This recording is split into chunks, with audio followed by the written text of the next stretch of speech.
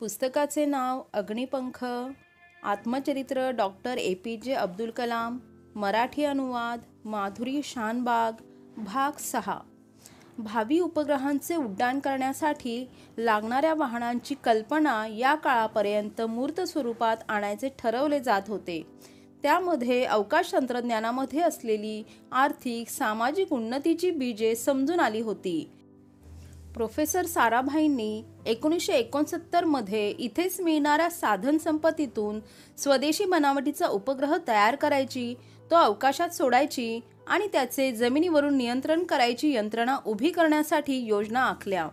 विमानातून स्वतः ते योग्य जागेच्या शोधासाठी फिरले.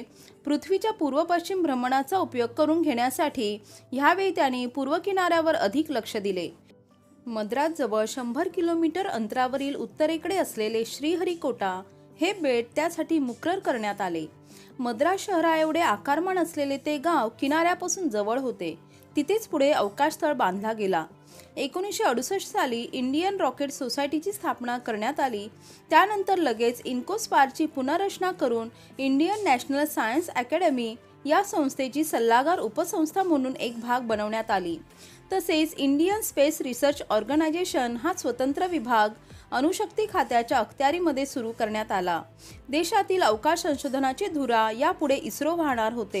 भारतीय बनावटीचे सॅटेलाइट लॉन्च व्हेइकल म्हणजे उपग्रह अवतरण वाहन बनवायचे प्रोफेसर विक्रम साराभाईंचे स्वप्न साकार करण्यासाठी त्यांनी स्वतः माणसे निवडली. त्यामध्ये माझा इस्रोचा प्रमुख म्हणून समावेश केला. याबद्दल मी स्वतःला सुदैवी समजतो. 4 टप्प्यामध्ये SLV प्रकल्प विभागला होता. शेवटच्या महत्त्वाच्या टप्प्याचा मी प्रमुख होतो. आम्हा सर्वांची पात्रता पार्श्वभूमी पाहून ती कामे विभागून देण्यात आली होती.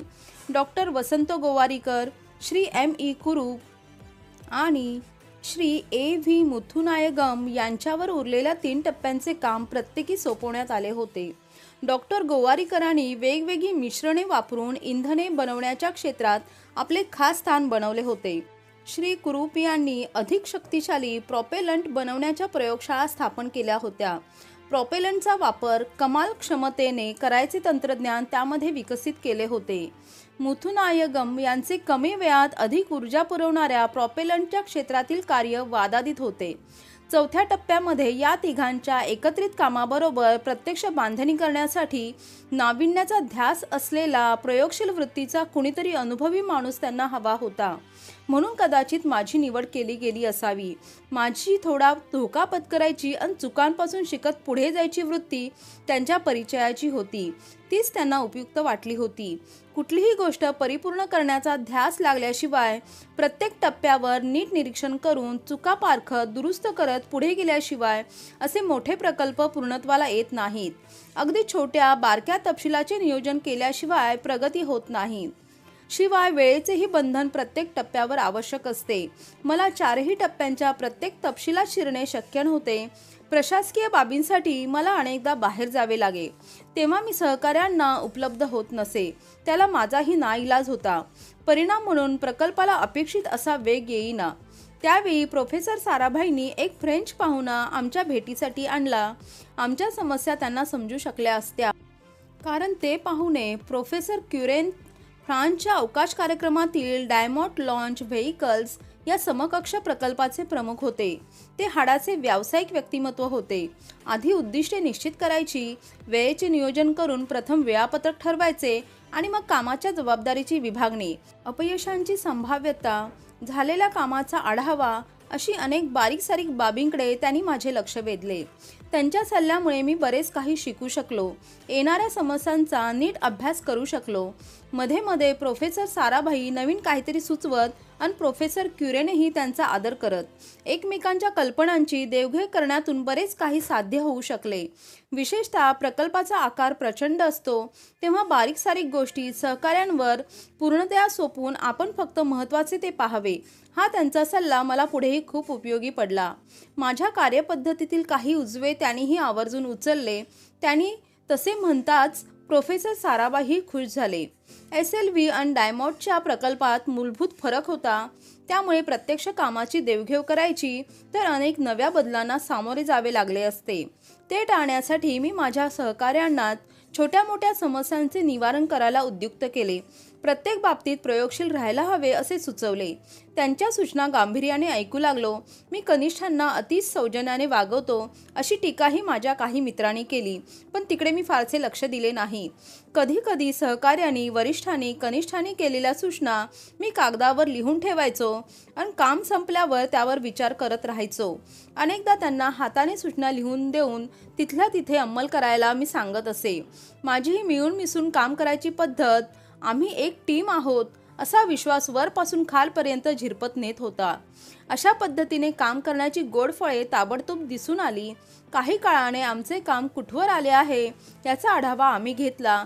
तर युरोपमध्ये ज्या कामासाठी 3 वर्षे लागतील ती आम्ही वर्षभरात अधिक प्रतिकूल परिस्थितीत पूर्ण करू शकलो होतो.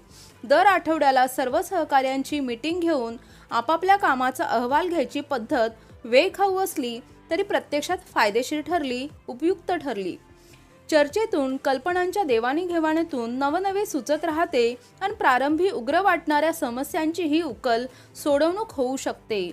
नेता किती चांगला असतो तर त्याच्या अनुयायांएवढा त्याच्या कार्यनिष्ठेवर, कामात झोकून द्यायच्या वृत्तीवर नेत्यांचे यश अवलंबून असते. सहकार्याची भावना कुठलीही योजना राबवताना महत्त्वाचे काम करू शकते.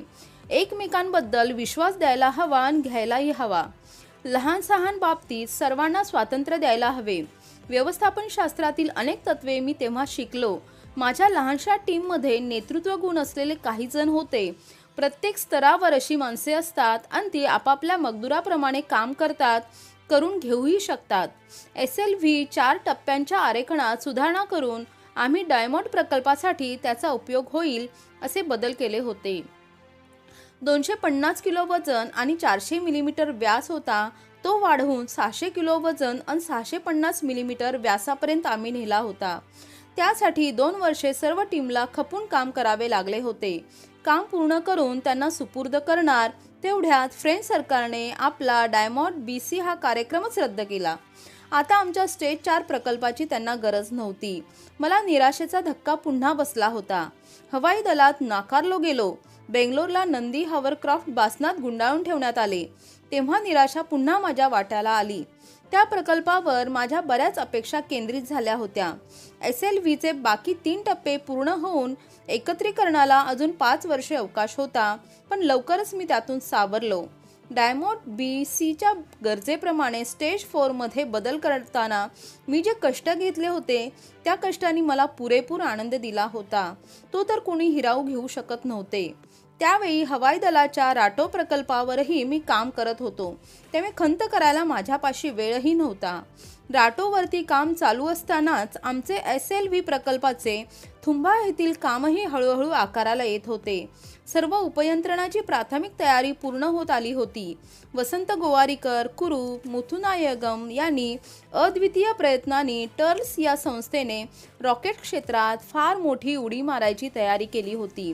प्रोफेसर विक्रम साराभाई लोकांना अचूक हेरण्यात आणि त्यांचे योग्य असे समूह बनवण्यात अगदी पटाईत होते. SLVच्या संदेशवहन यंत्रणेच्या विकासासाठी एक माणूस निवडायचा होता. 2 तेवढ्या ताकदीची नावे डोळ्यासमोर होती. डॉक्टर UR राव, अनुभवी, सुसंस्कृत म्हणून सर्वांना ठाऊक होते. तर दुसरे श्री G माधवन नायर, अनुभव कमी असला तरी प्रयोगशील वृत्तीचे, नाविन्याची आवड असलेले असे होते. जरी माधवन नायर समर्पित वृत्तीने काम करण्यासाठी परिचित होते तरी त्यांची निवड होईल असे वाटले नव्हते. प्रोफेसर साराभाईंच्या एका भेटीच्या वेळी माधवन यांनी एक टेलिकमांड सिस्टीम, ज्याच्यामध्ये दूर अंतरावरून आज्ञावली दिली जाते, त्याचे प्रात्यक्षिक दाखवले होते. त्यावेळी त्यांची स्वतंत्रपणे नवे करून पाहायची वृत्ती सर्वांच्या लक्षात आली होती. प्रोफेसर साराभाईंनी त्यांची नेमणूक केली. प्रस्थापित बाबी कुशलतेने करण्यापेक्षा प्रयोगशील नाविन्य त्यांना अधिक उपयुक्त वाटले. जी माधवन नायर यांनी प्रोफेसर साराभाईंनी केलेली त्यांची निवड सार्थ ठरवली आणि ते पुढे पोलर सॅटेलाइट लॉन्च व्हेइकलचे मुख्य प्रकल्पाधिकारी झाले. SLV आणि क्षेपणास्त्र म्हणजे एकाच कुळीची भावंडे म्हणायला हरकत नाही. त्यांचा हेतू, संकल्पना वेगळी असली तरी दोघांचाही उगम अवकाशशास्त्रात होतो. हैदराबादच्या defence research and development laboratory या संरक्षण खात्याच्या संस्थेमध्ये क्षेपणास्त्रांचा विकास करायचा एक मोठा प्रकल्प चालू होता. जमिनीवरून आकाशातील लक्ष्याचा वेध घेणारी ती क्षेपणास्त्रे होती. त्या कामासाठी मी ग्रुप कॅप्टन नारायण यांना वरचेवर भेटू लागलो. 1968 साली प्रोफेसर साराभाई थुंबाला आले होते. तेव्हा त्यांनी नोज कोन वापरून यान वाहनापासून अलग करायचे तंत्र प्रात्यक्षिक करून दाखवण्यात आले. कुठल्याही नव्या प्रयोगाचे निष्कर्ष त्यांना पाठवण्यात आम्हाला फार आनंद वाटे. टायमर वापरून एक पायरो सिस्टीम नावाची विशिष्ट छोटी उपयंत्रणा चालू करावी लागते. मग प्रत्यक्ष नोज कोन यानापासून अलग व्हायची क्रिया चालू होई. टायमरचे बटन दाबायची क्रिया त्यांच्या हस्ते व्हावी अशी आमची इच्छा आम्ही त्यांना बोलून दाखवली. त्यांनी हसून मान डोलावत बटन दाबले आणि आम्हाला आश्चर्याचा धक्का बसला. काहीच घडले नव्हते. प्रमोद काळे नावाच्या माझ्या टीममधल्या एका अभियंत्याने तो टायमर बनवला होता. सेकंदभरात काय झाले असावे याबद्दल विचार करून मी त्यांना थांबण्याची विनंती केली आणि सरळ पायरो सिस्टीमला वायर जोडली. त्यांनी पुन्हा बटन दाबले. लगेच अपेक्षेप्रमाणे घडून आले आणि नोज कोन अलग होऊन पुढे झेपावला. साराभाईंनी माझे, प्रमोद काळे यांचे अभिनंदन केले आणि ते निघून गेले. त्यांच्या मनात दुसरेच विचार तरळत होते हे आम्हाला कळले, पण आमच्या कामाबद्दल त्यांचे नक्की मत काय झाले हे कळायला मार्ग नव्हता. त्यानंतर लगेच रात्री जेवणानंतर भेटायला यावे असा निरोप मला देण्यात आला. त्रिवेंद्रमला असताना ते नेहमी कोवालम पॅलेस हॉटेलमध्ये उतरत. नेहमीप्रमाणे हसून त्यांनी माझे स्वागत केले. प्रथम इकडचे तिकडचे नेहमीचे 2 शब्द बोलून लगेच ते आधीच्या घटनेकडे वळले. मला त्याची भीती होती, अपेक्षाही होती, पण त्यांनी एकदम वेगळा पवित्रा घेतला. पायरो टायर वेळेवर चालू झाली नाही याचा अर्थ आमचे ज्ञान वा कष्ट कमी पडत आहेत हे नसून सुसूत्रपणाचा अभाव आहे हे त्यांनी मान्य केले. मग त्याची कारणे काय असावीत याची चर्चा खोलात जाऊन ते करू लागले. मला कामाचा बोजा होतो आहे का, माझ्या वैयक्तिक समस्या आहेत का अशी त्यांनी विचारणा केली. काम अगदी क्षुल्लक आहे, आव्हानात्मक वाटत नाही का, किंवा एखादी समस्या जी समोर असून आतापर्यंत दिसलेली नाही अशी आहे का, त्यांनी पृच्छा केली.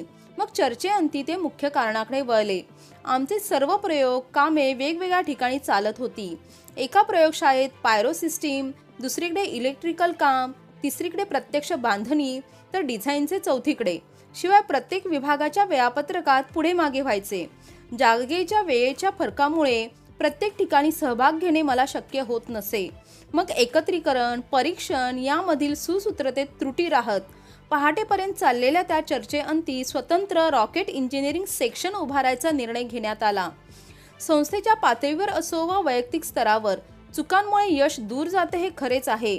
चुकांमुळे एखाद्या गोष्टीची समग्रता लक्षात येऊन नाविन्याची कास धरत प्रयोग करणारा प्रोफेसर साराभाईंसारखा एखादाच विरळा. आम्हाला चुकांबद्दल दोष न देता त्यातून योग्य बोध त्यांनी घेतला. त्यांची चुकांकडे पाहण्याची दृष्टी अगदी वेगळी होती. चुका या होतातच आणि बहुतेक वेळा त्या दुरुस्त करता येतात. चुकांमुळे एखादा गंभीर प्रसंग उभा राहतो. अशावेळी माणसाचे आंतरिक गुण उभारून येतात आणि त्याची खरी परीक्षा होते. चुकीची दुरुस्ती करण्यासाठी काहीतरी नवीन सुचते. पुढे मलाही असे अनुभव आले. चुका टाळण्याचा सर्वोत्तम मार्ग म्हणजे त्यांची अपेक्षा ठेवावी. साध्या टायमरने ऐनवेळी दगा दिला आणि त्यातून रॉकेट इंजिनिअरिंग लॅबोरेटरीचा जन्म झाला. हा किती विलक्षण योग आहे. प्रत्येक मिसाईल पॅनल मीटिंग झाल्यावर त्यामध्ये काय घडले ते प्रोफेसर साराभाईंना सांगत असे. 30 डिसेंबर 1971च्या मीटिंगनंतर मी दिल्लीहून त्रिवेंद्रमला परतत होतो. प्रोफेसर साराभाई SLVच्या डिझाईनचे परीक्षण करण्यासाठी थुंबाला आलेले होते. विमानतळाच्या स्वागत कक्षातून मी पॅनल मीटिंगमधल्या महत्त्वाच्या बाबींवर त्यांच्याशी फोनवर बोललो. त्यांनी मला त्रिवेंद्रमच्या विमानतळावर भेटण्यासाठी थांबायला सांगितले. त्याच दिवशी रात्री ते त्रिवेंद्रमहून मुंबईला परतणार होते. त्यांच्या भेटीबद्दल विचार करत काय बोलायचे याची जुळणी मनात चालू असताना मी त्रिवेंद्रमला विमानातून उतरू लागलो. हवेत एक चमत्कारिक कुंद कंटाळलेपणा पसरला होता. विमानाची शिडी लावणाऱ्या कुट्टी नावाच्या कामगाराने दुःखी आवाजात मला प्रोफेसर विक्रम साराभाईंच्या मृत्यूची बातमी दिली.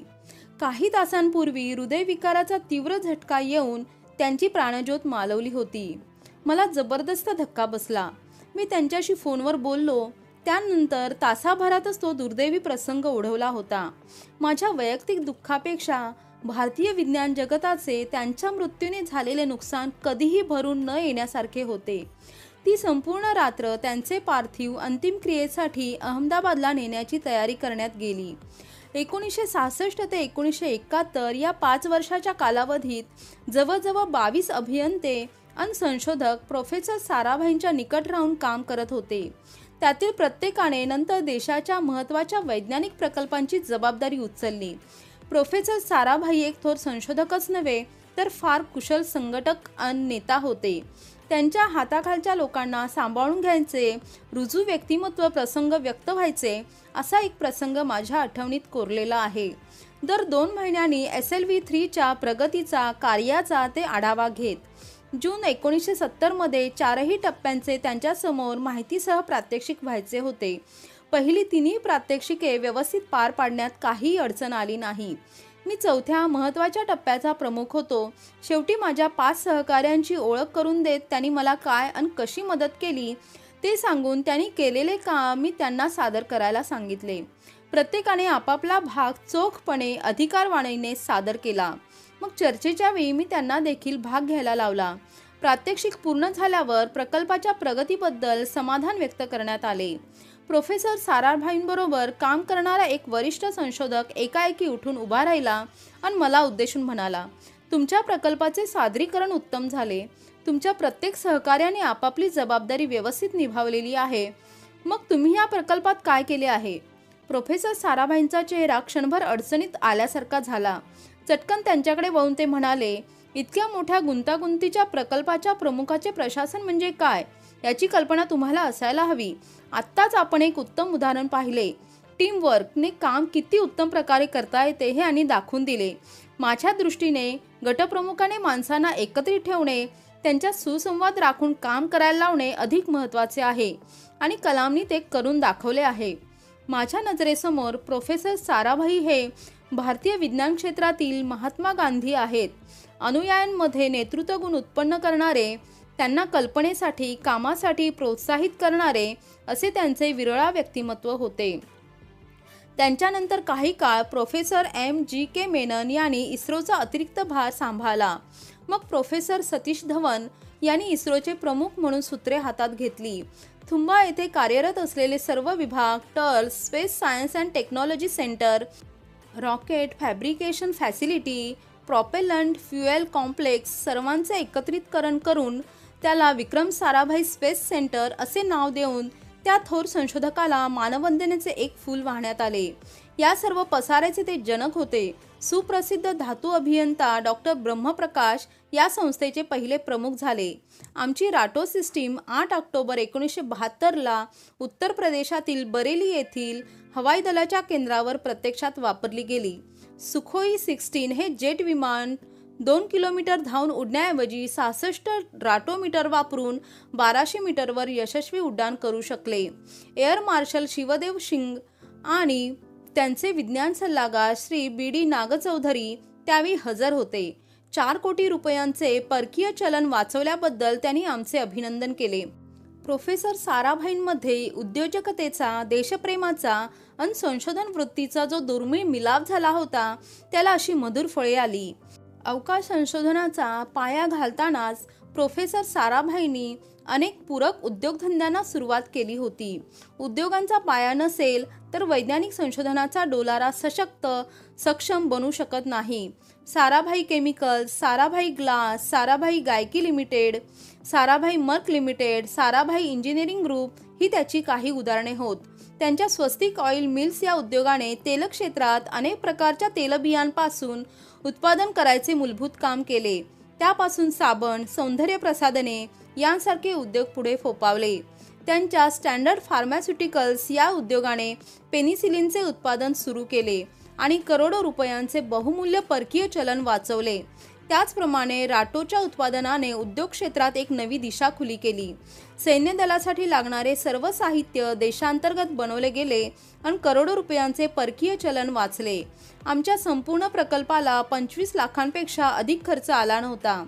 17,000 रुपयांमध्ये आम्ही एक राटो सिस्टीम बनवू शकत होतो, ज्याची आंतरराष्ट्रीय बाजारात 33,000 रुपये किंमत होती. विक्रम साराभाई स्पेस सेंटरमध्ये SLV वरच्या कामाने आता वेग घेतला होता. वेगवेगळ्या ठिकाणी वेगवेगळे भाग बनवले जात होते.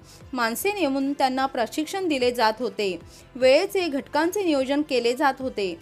पण इतक्या मोठ्या प्रकल्पामध्ये सुसूत्रता आणण्यासाठी एका सर्वंकष प्रशासनाची गरज होती.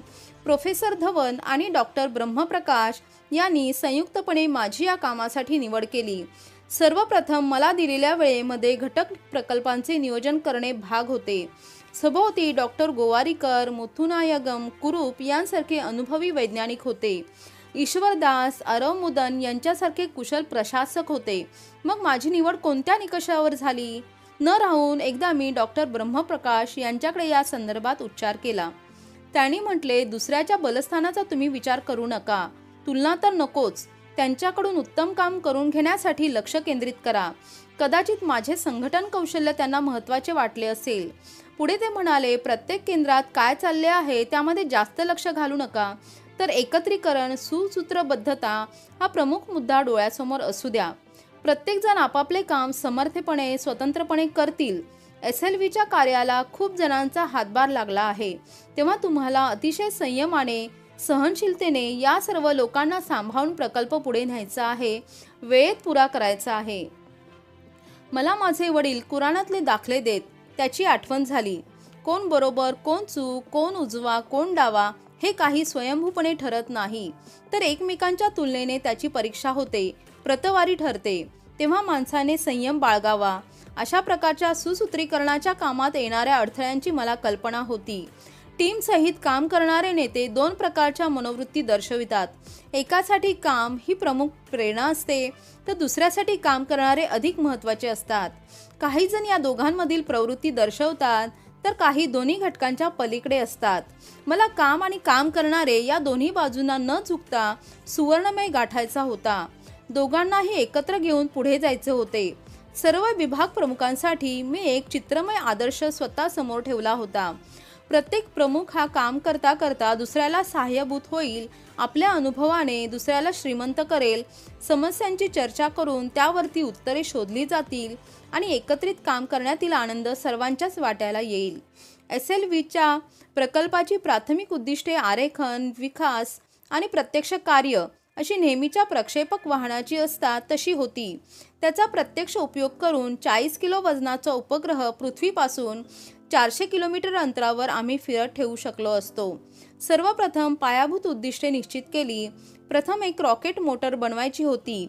त्याच्या साहाय्याने 4ही टप्पे उचलले जाणार होते. अतिशय शक्तिशाली अशी झटक्याने पुढे नेणारी इंधन यंत्रणा म्हणजे प्रॉपेलंट विकसित करायचे होते. 8.6 टन वजन सहज उचलून ठराविक वेगाने ठराविक उंची गाठायची होती. अगदी थोड्या काळात प्रचंड ऊर्जा देणारे प्रॉपेलंट त्यासाठी वापरावे लागणार होते. त्यानंतर अतिशय वेगाने जाणाऱ्या या यानाचे नियंत्रण करण्यासाठी त्या क्षमतेची वेगवेगळी उपकरणे निर्माण करावी लागणार होती. पहिल्या तिन्ही टप्प्यांसाठी कमी उंचीवरचे नियंत्रण, वेगात जाणाऱ्या वस्तूंवर प्रतिक्रिया होऊन तिच्या अनेक भागांवर परिणाम होतात, त्यांचे नियंत्रण अवकाशात उपग्रह सोडतेवेळी स्वतःभोवती भ्रमण करत पुढे जावे लागते. त्या चौथ्या टप्प्यावरच्या विशेष क्रियांचे नियंत्रण असे अनेक बारकावे फक्त नियंत्रण यामध्ये होते. श्रीहरिकोटा येथील अवकाश तळावर प्रत्यक्ष अवतरणाला अनुषंगिक अशी यंत्रणा विकसित करून चाचण्या घेणे हेही एक मोठे आव्हान होते. एखादी छोटीशी चूक अतिशय महागात पडणार होती. अशा प्रकल्पाच्या प्रथेप्रमाणे प्रथम नियोजित वेळ नक्की करण्यात आली. 64 महिन्यात मार्च 1973 पर्यंत सर्व कामे प्रत्येक स्तरावर इतकीही चूक राहू न देता पार पाडायची होती. सर्वप्रथम सर्वसमावेशक अशा वेळापत्रकाची योजना आखली. प्रशासन आणि काम यांचा एक प्रकल्प अहवाल बनवला. त्यामध्ये कोणतीही स्पष्ट उद्दिष्टे ठरवण्यात गाठण्यात येणार आहेत. वेळापत्रकाप्रमाणे कामाचे भाग पाडले जाऊन ते कसे कसे पायरीने करत उद्दिष्टे पूर्ण करायची आहेत याचे तपशीलवार विवेचन होते. आर्थिक बाबही लक्षात घेतली होती. एकंदर खर्च कुठल्या टप्प्यापर्यंत किती व कसा खर्चला जाणार आहे याची सविस्तर नोंद होत्या. प्रत्येक विषयातला एक तज्ज्ञ बोलावून सल्लागार समिती स्थापन केली. सर्व Shri DM Rane, मुथुनायगम, TM Pralhad, AR आचार्य, AC गुप्ता, CL अंबाराव ही त्यातली काही नावी होती. या सर्वांनी रॉकेट मोटर, सामग्री, बांधणी, नियंत्रण, मार्गदर्शन, इलेक्ट्रॉनिक्स, उड्डाण या सर्व क्षेत्रात मला सहाय्य करायचे आनंदाने कबूल केले. डॉक्टर ब्रह्मप्रकाश यांनी स्वतः निवड करून मला आर्थिक अधिकारही बहाल केले. पवित्र कुराण सांगते, अनेक नव्या गोष्टी त्याच्याकडून दाखवल्या जातात. तुमच्या आधी तिथे गेलेल्या माणसाच्या कृत्यातून तुम्हाला चांगल्या वाईटाच्या सूचना मिळत राहतात. या सर्व बुद्धिमान कर्तृत्ववान लोकांशी मी ज्ञानाची देवघेव करू शकलो. अल्लाने माझ्यासाठी नेमलेले काम माझ्या हातून पूर्ण व्हावे म्हणूनच त्यानेच निर्मिलेली ही माणसे माझ्या भोवती आणली. तो सर्व घडवून आणतो, त्याला सर्व समजते. आम्ही 3 गट बनवले. एक प्रकल्पाचे प्रशासन सांभाळणार होता, एक एकत्रीकरण आणि चाचण्या घेणार होता आणि एक दुय्यम उपकरणे विकास करत बनवणार होता. पहिला गट योजना, आर्थिक बाबी, दुय्यम उपकरणांचे आरेखन, कच्चा माल तो पक्क्यात बदलण्यासाठी लागणारी यंत्रे पुरवणे, उत्पादनाची पातळी उच्च राखणे वगैरे अनेक गोष्टी सांभाळणार होता. दुसऱ्या गटाला SLV-3च्या उड्डाणासाठी लागणाऱ्या सामग्रीची यादीसह तजवीज करणे, प्रत्यक्ष उड्डाणतळाची तयारी करणे, सर्व मेकॅनिकल आणि हवाई शास्त्रातील एकत्रीकरणाच्या समस्या हाताळणे अशी कामे सोपवली होती. तिसऱ्या गटाला स्क्रूपासून VSSची च्या कोणत्या विभागात कुणाकडून किती वेळा छोटे पार्ट बनवून घ्यायचे आणि ते वापरून सर्व सब सिस्टीम म्हणजे उपयंत्रणा बनवायच्या, कोणते काम कोणाकडे सोपवायचे, प्रत्येक माणसाच्या अंगभूत कौशल्याचा व्यवस्थित कमाल वापर करून घ्यायचा यावर लक्ष केंद्रित करायचे होते. या सर्व कामांसाठी मी 275 अभियंते आणि संशोधकांची मागणी केली, पण फक्त 50 मिळू शकले. या सर्वांनी जर आपल्या कुवतीच्या कमाल मर्यादेपर्यंत श्रम केले नसते तर सगळा प्रकल्प बासनात पडून राहिला असता. त्यातले काही तरुण अभियंते नंतर फार मोठ्या ताकदीची माणसे बनली.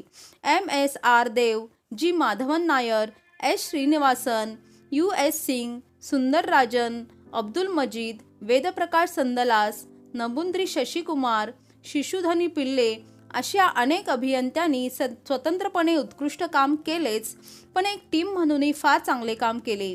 एकमेकांच्या कामाचे ते कौतुक करत, समस्यांबद्दल चर्चा करत, यशाचा आनंद एकत्रितपणे घेत. त्यामुळे सर्वांचे मनोधैर्य वाढत राहिले.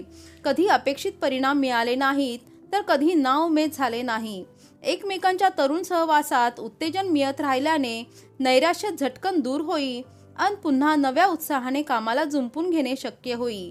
त्यातील प्रत्येकजण स्वतःच्या क्षेत्रात बुद्धिमान, विशेषज्ञ म्हणून ख्यात होता. त्यामुळे प्रत्येकाला आपापल्या स्वातंत्र्यावर कुणाचे अतिक्रमण चालत नव्हते. अशा बुद्धिमंतांचा गट सांभाळणे म्हणजे तारेवरची कसरत होती. प्रत्यक्ष काम करताना आणि कामाव्यतिरिक्तही त्यांच्याशी जपून वागावे लागे. त्यांच्या कार्याचा पाठपुरावा करत राहावे लागे, पण ढवळाढवळ करून चालत नसे.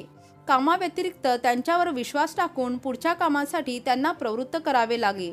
प्रकल्प प्रमुखाने फार लक्ष घातले तर तो ढवळाढवळ करतो, कामाची फार चिंता करतो असे समजले जाई आणि सर्व त्याच्यावर सोपून काहीच लक्ष नाही दिले तर तो आपली जबाबदारी टाळत आहे, त्याला काम होते की नाही याची चिंताच नाही असा ग्रह होई. अशी तारेवरची कसरत त्यांना त्यांच्या कनिष्ठांबद्दल आणि मला इतर सर्वांबद्दल करावी लागे. पण त्यामुळे आम्ही खूप काही शिकू शकलो. अनुभवासारखा गुरु नाही. त्यातील बरेच जण पुढे देशाच्या अतिमहत्त्वाच्या प्रकल्पांवर प्रमुख म्हणून नेमले गेले. MS.R. Dev augmented satellite launch व्हेइकलचे प्रमुख झाले. Madhavan Nair polar satellite launch व्हेइकलचे प्रमुख आहेत, तर संदलास शिवधनु पिल्ले DRDO हेडक्वार्टर्सचे उच्चतम अधिकारी आहेत. अशा उच्च जागी ते पोहोचले आहेत कारण त्यांनी सतत केलेले श्रम, त्यांची खडकासारखी अविचल मनाची शक्ती आहे. ती सर्व अत्यंत बुद्धिमान, असामान्य गुणवंतांची टीम होती. भाग 6 समाप्त.